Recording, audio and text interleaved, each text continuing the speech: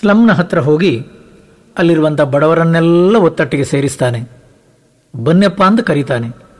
ಎಲ್ಲರನ್ನೂ ಲೈನಲ್ಲಿ ಸಾಲಲ್ಲಿ ಕೂಡಿಸಿ ಹೊಟ್ಟೆ ತುಂಬ ಅವರಿಗೆ ಊಟ ಹಾಕ್ತಾನೆ.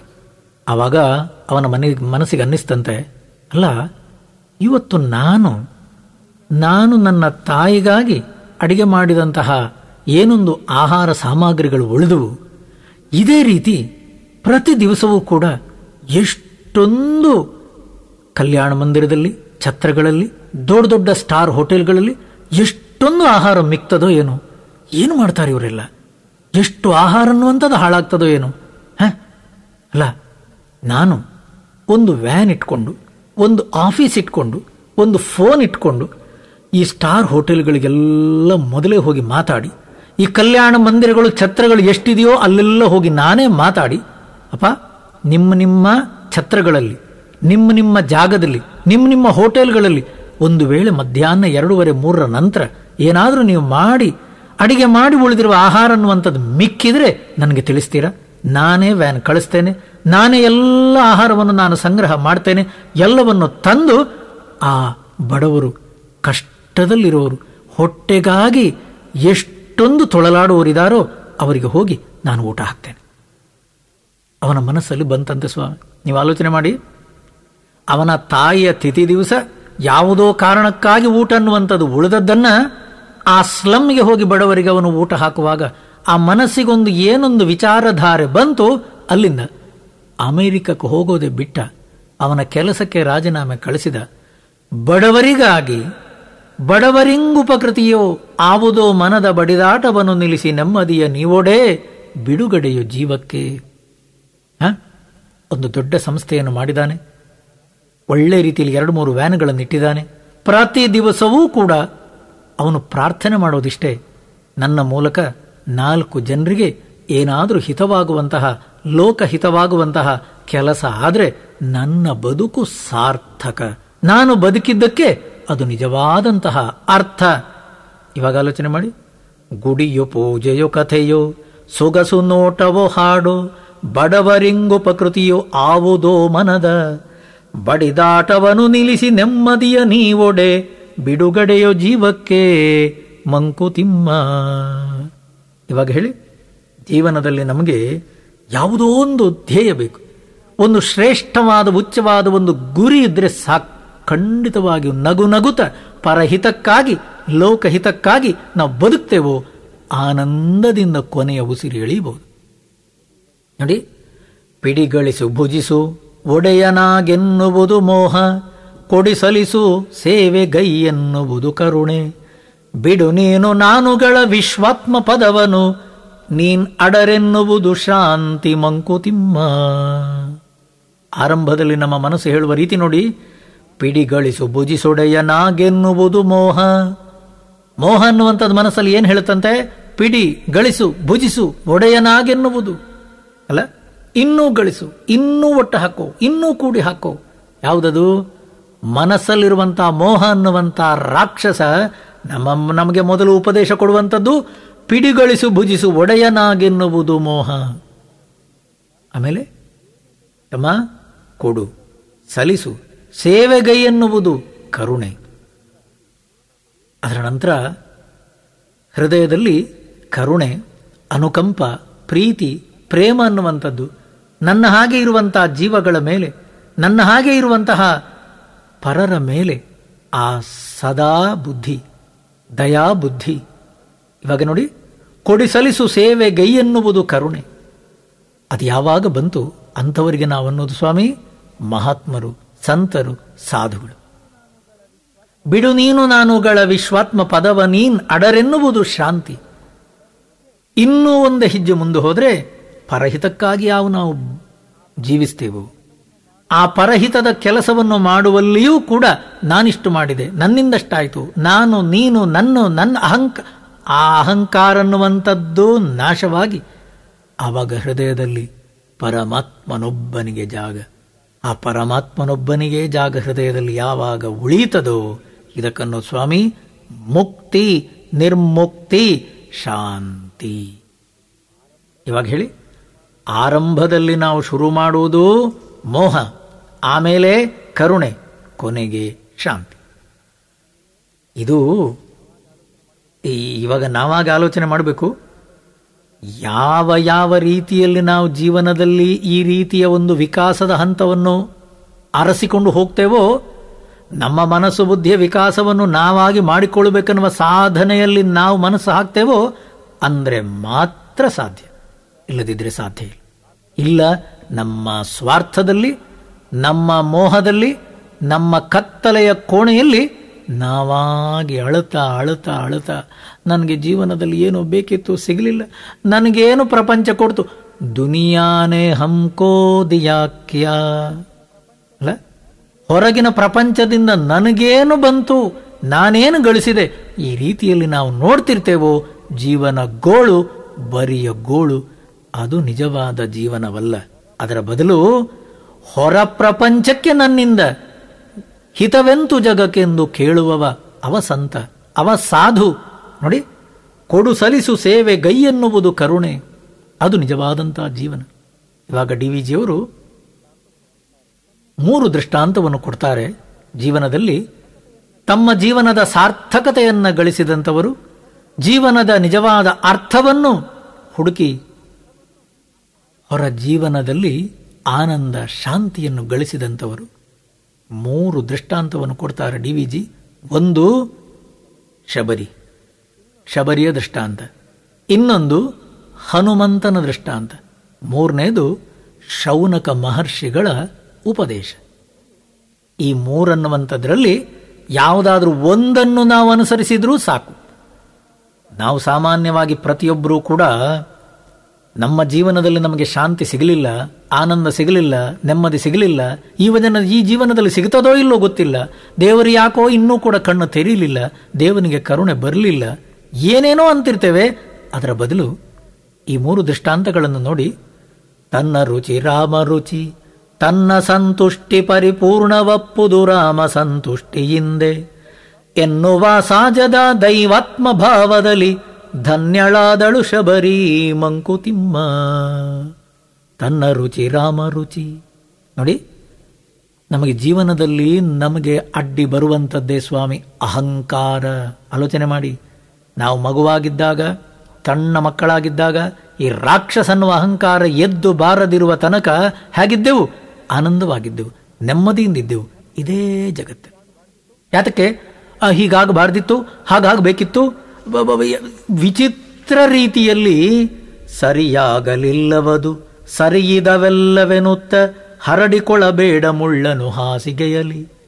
ಕೊರೆಯಾದೊಡೇನೊಂದು ನೆರೆದೊಡೇನಿನ್ನೊಂದು ಒರಟು ಕೆಲಸ ಬದುಕೋ ಮಂಕುತಿಮ್ಮ. ಸರಿಯಾಗಲಿಲ್ಲವದು ಸರಿ ಇದಲ್ಲವೆನುತ್ತ ಹರಡಿಕೊಳ್ಳಬೇಡ ಮುಳ್ಳನು ಹಾಸಿಗೆಯಲಿ. ನಾವು ಬದುಕಿದ ರೀತಿ ಹೀಗಾಗಲ್ಲ, ಹೌದಲ್ಲ ಹೇಳಿ? ಇದು ತಾನೇ ನಾವು ಬದುಕಿದ ರೀತಿ. ಸ್ವಾಮೀಜಿ, ಹೀಗಾಗಬಾರ್ದಿತ್ತು, ಹಾಗಾಗಬೇಕಿತ್ತು, ನಾನು ಬಯಸಿದ್ದೊಂದು, ಆದದ್ದಿನ್ನೊಂದು. ಮನುಷ್ಯ ಒಂದು ಬಯಸಿದರೆ ದೈವ ಇನ್ನೊಂದು ಬಗೆಯುತ್ತದೆ. ನನ್ನ ಮನಸ್ಸಲ್ಲಿ ಏನೇನೋ ಆಕಾಂಕ್ಷೆಗಳಿಟ್ಕೊಂಡು ಬಂದೆ ಸ್ವಾಮಿ, ಒಂದೂ ಆಗಲಿಲ್ಲ ಸ್ವಾಮಿ.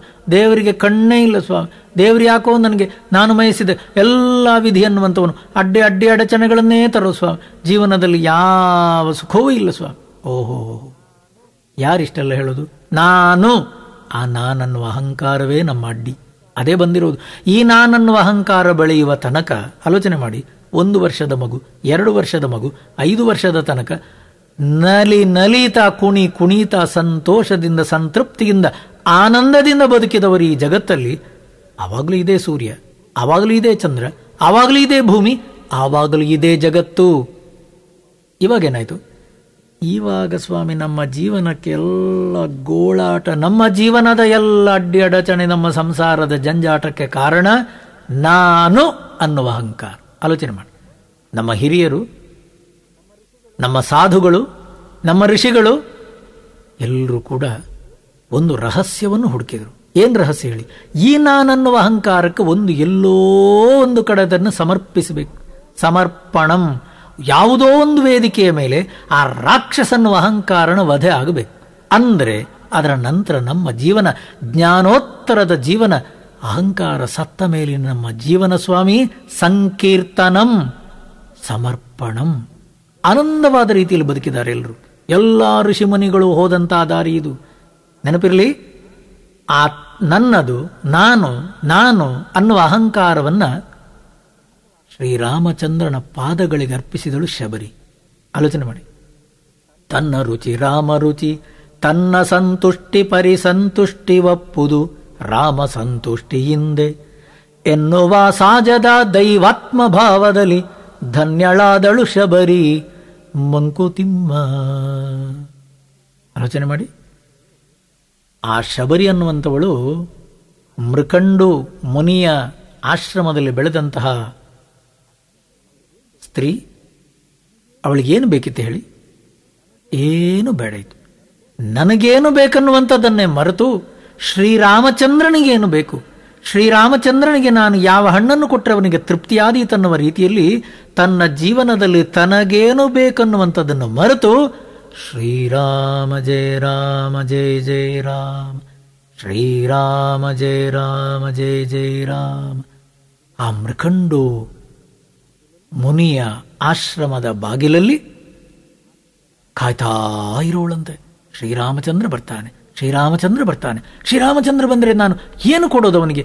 ಜೀವನ ಪೂರ್ತಿ 365 ದಿವಸವೂ ಕೂಡ ನನಗೇನು ಬೇಕು ಅನ್ನುವಂಥದ್ದನ್ನು ಮರೆತು ಶ್ರೀರಾಮಚಂದ್ರನಿಗೇನು ಕೊಟ್ಟೇನು ನಾನು ಅನ್ನುವ ರೀತಿಯಲ್ಲಿ ಯಾವ ಮರದಲ್ಲಿ ಒಳ್ಳೆಯ ಹಣ್ಣಿದೆ, ಯಾವ ಮರದಲ್ಲಿ ಒಳ್ಳೆಯ ರುಚಿಯಾದ ಹಣ್ಣಿದೆ, ಆ ಹಣ್ಣನ್ನುವಂಥದ್ದನ್ನು ನಾನು ಸಂಗ್ರಹಿಸಿಟ್ಕೋಬೇಕು. ಪರಮಾತ್ಮ ಬಂದಾಗ, ಶ್ರೀರಾಮ ಈ ಕಡೆ ಪಾದಾರ್ಪಣೆ ಮಾಡಿದಾಗ ಮೊದಲು ಅವನ ಪಾದಪೂಜೆ ಮಾಡಿ ಸಂತೋಷದಿಂದ ಅವನ ಪಾದಗಳನ್ನು ತೊಳೆದು ನಾನು ಧನ್ಯಳಾಗಬೇಕು. ಆ ಒಳ್ಳೆಯ ಹಣ್ಣನ್ನು ಕಾದಿಟ್ಟುಕೊಂಡು ಅವನಿಗೆ ಅರ್ಪಿಸಿ ಆ ಪರಮಾತ್ಮ ಶ್ರೀರಾಮಚಂದ್ರ ಆ ಹಣ್ಣನ್ನು ಸಂತೃಪ್ತಿಯಿಂದ ತಿಂದನೋ ನನ್ನ ಜೀವನದ ಸಂತೃಪ್ತಿ. ತನ್ನ ರುಚಿ ರಾಮ ರುಚಿ, ತನ್ನ ಸಂತುಷ್ಟಿ ಪರಿಪೂರ್ಣವಪ್ಪುದು ರಾಮ ಸಂತುಷ್ಟಿಯಿಂದೆ. ಆಲೋಚನೆ ಮಾಡಿ. ಶ್ರೀರಾಮಚಂದ್ರ ಎಲ್ಲಿದ್ದಾನೆ ಅವಳಿಗೆ ಗೊತ್ತಿಲ್ಲ, ಶ್ರೀರಾಮಚಂದ್ರನಿಗೆ ಶಬರಿ ಎಲ್ಲಿದ್ದಾಳೆ ಅವನಿಗೆ ಗೊತ್ತಿರಲಿಲ್ಲ. ಆಲೋಚನೆ ಮಾಡಿ. ಆವಾಗ STD ಇಲ್ಲ, ISD ಇಲ್ಲ, ಪೇಜರ್ ಇಲ್ಲ, ಮೊಬೈಲ್ ಫೋನ್ಗಳಿಲ್ಲ, ಒಂದೂ ಇರಲಿಲ್ಲ ಸ್ವಾಮಿ. ಅಂಥ ಕಾಲದಲ್ಲಿ ತನ್ನಂತಃಕರಣದಲ್ಲಿ ಸಂಪೂರ್ಣವಾದ ಶ್ರದ್ಧೆಯಿಂದ ಭಕ್ತಿಯಿಂದ ಶ್ರೀರಾಮ ಜಯ ರಾಮ ಜಯ ಜಯ ರಾಮ, ಶ್ರೀರಾಮ ಜಯ ರಾಮ ಜಯ ಜಯ ರಾಮ. ನನಗೆ ಜೀವನದಲ್ಲಿ ಏನು ಸಿಕ್ತು? ಅವಳು ಕೇಳಲೇ ಇಲ್ಲ. ನನ್ನ ಅಂತಃಕರಣ ಅನ್ನುವಂತಹ ಮನಸ್ಸು ಬುದ್ಧಿ ಏನು ಬಯಸ್ತದೆ, ಏನು ಬೇಕು ಆ ಮನಸ್ಸು ಬುದ್ಧಿಗೆ, ಅದನ್ನು ಕೇಳಲೇ ಇಲ್ಲ ಮನಸ್ಸು ಬುದ್ಧಿ. ಅವಳ ಮನಸ್ಸು ಬುದ್ಧಿಗೆ ಬೇಕಿತ್ತು ಏನು ಹೇಳಿ? ಶ್ರೀರಾಮಚಂದ್ರನಿಗೇನು ಬೇಕು, ಬಸ್ ಅಷ್ಟು ಮಾತ್ರ. ಪರಮಾತ್ಮ ಶ್ರೀರಾಮಚಂದ್ರ ಬಂದಾಗ ಅವನನ್ನು ಸಂತುಷ್ಟಗೊಳಿಸುವುದು ಹೇಗೆ? ಇದು ಒಂದನ್ನು ಮಾತ್ರ ಮನಸ್ಸಲ್ಲಿಟ್ಟುಕೊಂಡು ಭಜಿಸಿದ್ಲು, ಜಪಿಸಿದ್ಲು, ಭಜಿಸಿದ್ಲು. ಬಂದೇ ಬಿಟ್ಟ ಶ್ರೀರಾಮ. ಶಬರಿಯನ್ನು ಹುಡುಕಿಕೊಂಡು ಬಂದ ಸ್ವಾಮಿ ಶ್ರೀರಾಮ. ಅದು ಹೇಗೆ ಎಳೆಯಿತು ಹೇಳಿ? ಇದಕ್ಕನ್ನೋದು ಸ್ವಾಮಿ ಭಕ್ತಿ, ಶ್ರದ್ಧೆ. ಆ ಮನಸ್ಸಿನ ಏನೊಂದು ಸ್ಪಂದನ ಇದೆ, ಪರಮಾತ್ಮನನ್ನು ಎಳೆಯಿತು. ಯಾವಾಗ ಶ್ರೀರಾಮಚಂದ್ರ ಬರುತ್ತಾನೆ ಲಕ್ಷ್ಮಣನ ಜೊತೆಯಲ್ಲಿ, ಅದು ಏನು ಸಂಭ್ರಮ, ಏನೊಂದು ವೈಭವ, ಏನೊಂದು ಸಡಗರ. ಆ ಪಾದಪೂಜೆ ಮಾಡಿ ಯಾವ ಒಂದು ಮರದ ಹಣ್ಣನ್ನು ಅವರು ಆರಿಸಿಟ್ಟುಕೊಂಡಿದ್ಲೋ, ಈ ಮರದ ಹಣ್ಣು ಇದು ರುಚಿಯಾದ ಹಣ್ಣು, ಅದನ್ನು ರುಚಿ ನೋಡಿ ಎಂಜಲು ಮಾಡಿ ಕೊಟ್ಲಂತೆ ಸ್ವಾಮಿ. ಯಾತಕ್ಕೆ? ನಾನು ಬೇರೆ, ರಾಮ ಬೇರೆ ಅಲ್ಲ. ಶ್ರೀರಾಮಚಂದ್ರನಿಗೆ ಸಂತುಷ್ಟಿ, ನನ್ನ ಸಂತುಷ್ಟಿ, ಮುಗಿಯಿತು. ಆಲೋಚನೆ ಮಾಡಿ. ಆ ರುಚಿಯಾದ ಹಣ್ಣನ್ನು ಎಂಜಲು ಮಾಡಿ ಕೊಟ್ಟಾಗಲೂ ಕೂಡ ಯಾವ ರೀತಿಯಲ್ಲಿ ಅವಳಿಗೆ ಭೇದ ಭಾವ ಇರಲಿಲ್ಲ ಸ್ವಾಮಿ. ಅಷ್ಟು ಸಂತೋಷದಿಂದ, ಸಂತೃಪ್ತಿಯಿಂದ ಆ ಹಣ್ಣನ್ನು ಕೊಡ್ತಾಳೆ. ಸಂತೋಷವಾಗಿ ಸ್ವೀಕರಿಸ್ತಾನೆ ಅಂತ ಶ್ರೀರಾಮ ಹೇಳಿ. ಸ್ವೀಕರಿಸಿದ್ದು ಮಾತ್ರ ಅಲ್ಲ ಸ್ವಾಮಿ, ಆ ಪರಮಾತ್ಮನನ್ನು ಇಷ್ಟು ದಿವಸ ಅವಳು ಜಪಿಸಿ ಯಾವ ಒಂದು ಕಾರಣಕ್ಕಾಗಿ ಅವಳು ಕಾಯ್ತಾ ಇದ್ಲೋ ಅಂತಹ ಮೋಕ್ಷವನ್ನೇ ಕರುಣಿಸ್ತಾನೆ ಶ್ರೀರಾಮಚಂದ್ರ ಶಬರಿಗೆ. ಆಲೋಚನೆ ಮಾಡಿ. ಶ್ರೀರಾಮಚಂದ್ರ ಶಬರಿಗೆ ಮೋಕ್ಷವನ್ನು ಕರುಣಿಸಿದ್ದಲ್ಲ, ಅನುಗ್ರಹಿಸಿದ್ದಲ್ಲ.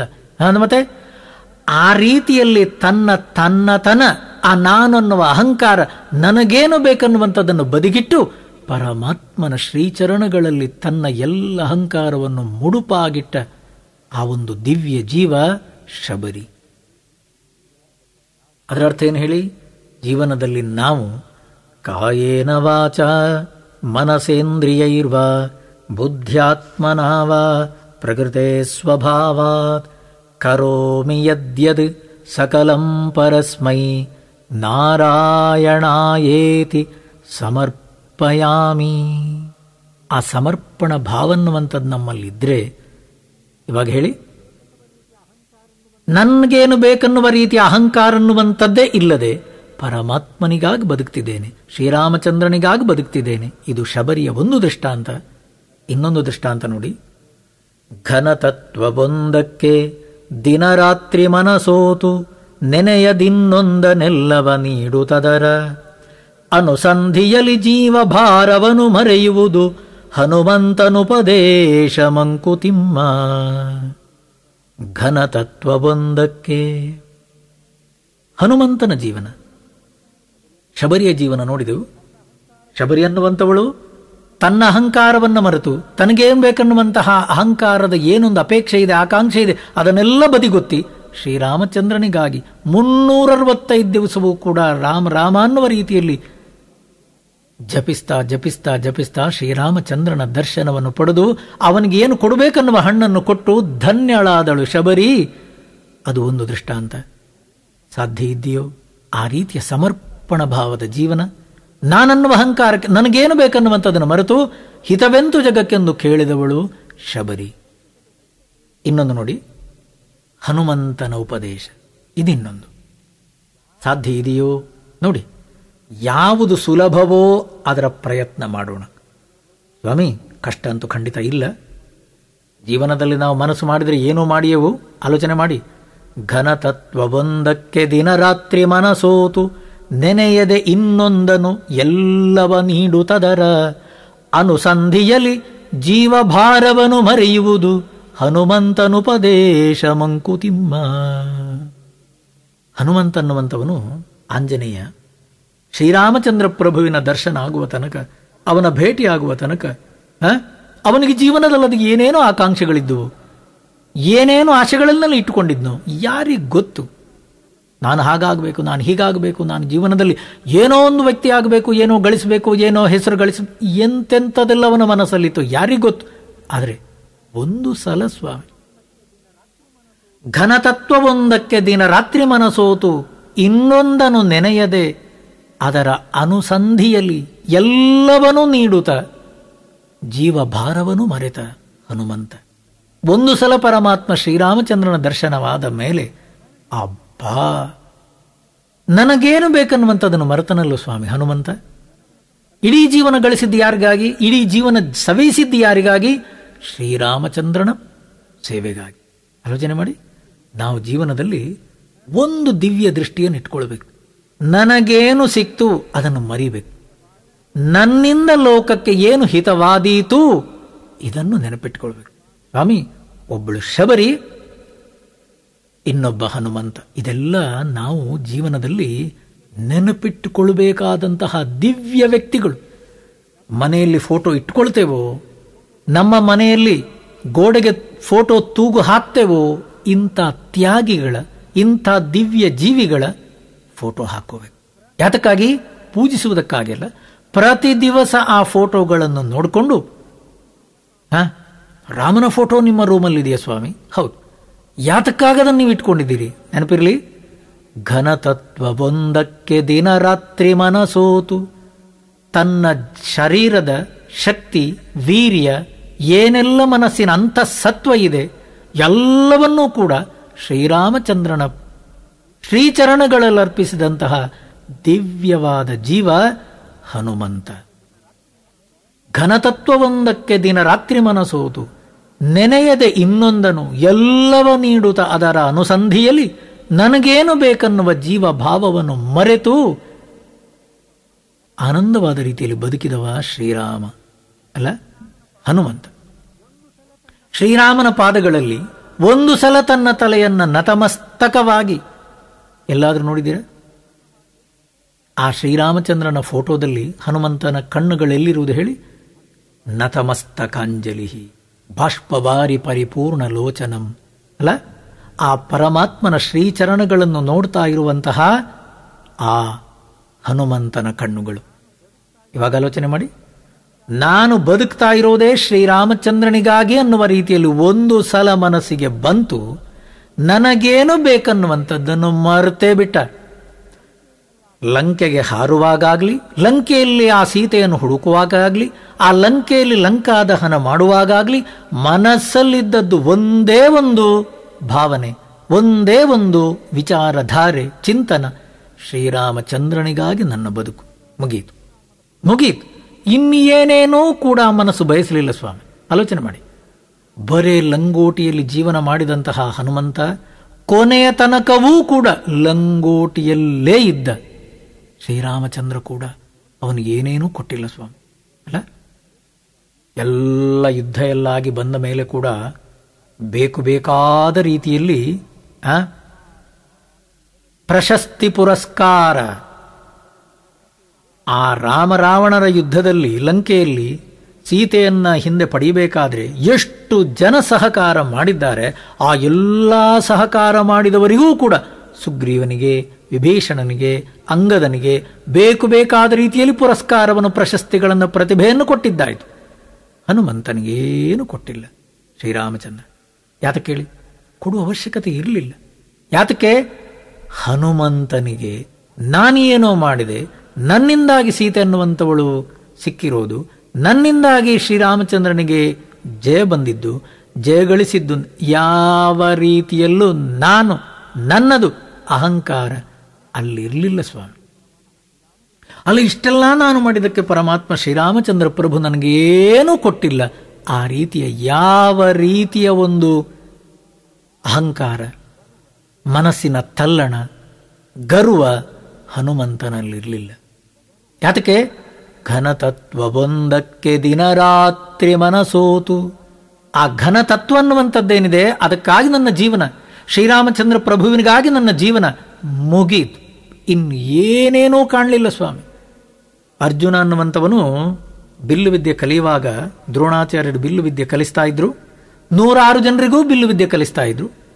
ಆವಾಗ ಪರೀಕ್ಷೆಯಲ್ಲಿ ಆ ಎಲ್ಲ ಹುಡುಗರನ್ನುವಂಥವರು ಬಂದು ಆ ಬಿಲ್ಲನ್ನು ಬಗ್ಗಿಸಿ ಹೆದೆಯೇರಿ ನಿಲ್ಲಿಸುವಾಗ ದ್ರೋಣಾಚಾರ್ಯರು ಕೇಳಿಸ್ತಿದ್ರೆ, ಪ್ರತಿಯೊಬ್ಬರಿಗೂ ಕೇಳ್ತಿದ್ರಂತೆ, ಓ ಮರ ಕಾಣ್ತದೋ ನಿನಗೆ? ಕಾಣ್ತದೆ. ಹಕ್ಕಿ ಕಾಣ್ತದೋ ನಿನಗೆ? ಕಾಣ್ತದೆ. ಇಲ್ಲಿ ನಿಂತವರೆಲ್ಲ ಕಾಣ್ತಾರೋ? ಕಾಣ್ತಾರೆ. ಓ ಸರಿ, ಗುರಿ ಇಟ್ಟಿದ್ದೀಯೋ? ಇಟ್ಟಿದ್ದೇನೆ. ಹೊಡಿ. ಹೊಡೆದ. ಎಲ್ಲಿಗೆ ಹೊಡೆದ? ಎಲ್ಲೋ ಹೋಯ್ತು, ಎಲ್ಲೋ ಹೋಯ್ತು. ಒಬ್ಬೊಬ್ಬರಾಗಿ ಬರುವಾಗಲೂ ಇದೇ ಪ್ರಶ್ನೆಯನ್ನು ಕೇಳ್ತಿದ್ರಂತೆ ದ್ರೋಣಾಚಾರ್ಯರು.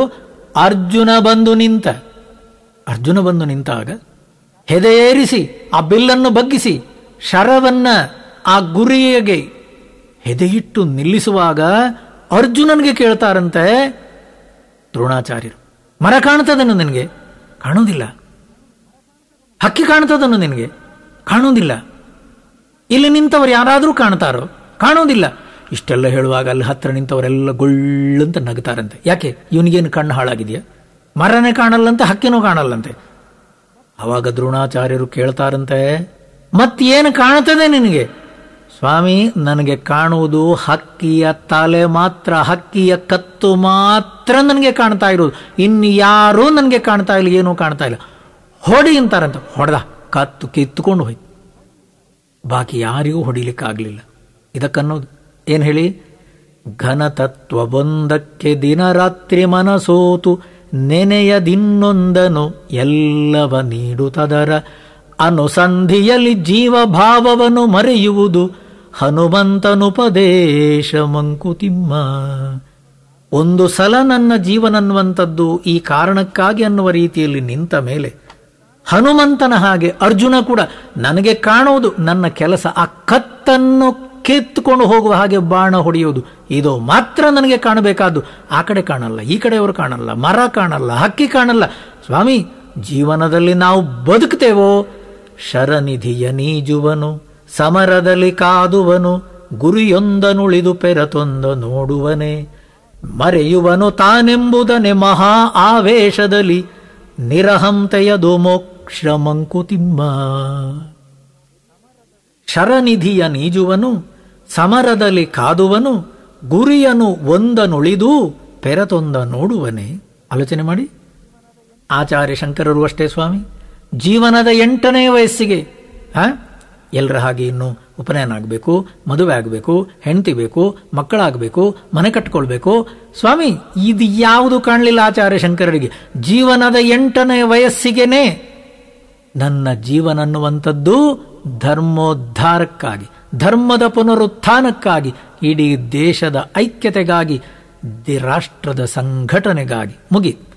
ಒಂದು ಸಲ ನನ್ನ ಜೀವನ ಅನ್ನುವಂಥದ್ದು ದೇಶಕ್ಕಾಗಿ, ನನ್ನ ಜೀವನ ಅನ್ನುವಂಥದ್ದು ಶಾಸ್ತ್ರದ ಪುನರುದ್ಧಾರಕ್ಕಾಗಿ ಅನ್ನುವ ರೀತಿಯಲ್ಲಿ ಒಂದು ಜೀವನದ ಒಂದು ಧ್ಯೇಯ ಅನ್ನುವಂಥದ್ದು ಅವರಿಗೆ 8ನೇ ವಯಸ್ಸಿಗೆ ಸಿಕ್ತು, ಮುಗೀತು.